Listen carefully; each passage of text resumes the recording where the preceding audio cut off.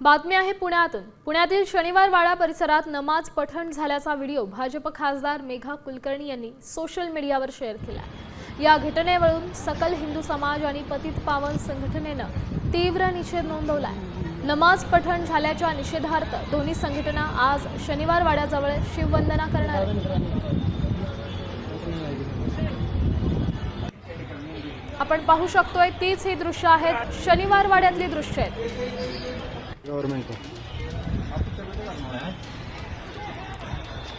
हा व्हिडिओ जो चित्रित केला गेलेला आहे तो मेघा कुलकर्णी यांनी चित्रित केलेला आहे आणि तोच व्हिडिओ सध्या तुम्ही पाहताय। या संदर्भात अधिकची माहिती देत आहेत आपले प्रतिनिधी अक्षय बडवे। अक्षय, काय सांगाल? इथे नमाज पठण करताना दिसते असं बोललं जात आहे, काय खरं?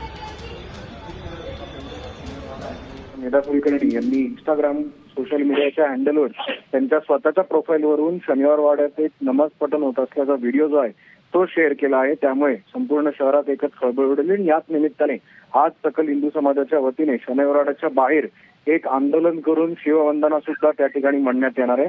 त्यामुळे नेमकं हे कृत्य कोणी केलेलं आहे यावर नेमकं पोलीस काही कारवाई करतायत का आणि त्यासोबतच लोकप्रतिनिधींकडनं काय मागणी होती हे पाहणं महत्त्वाचं असेल।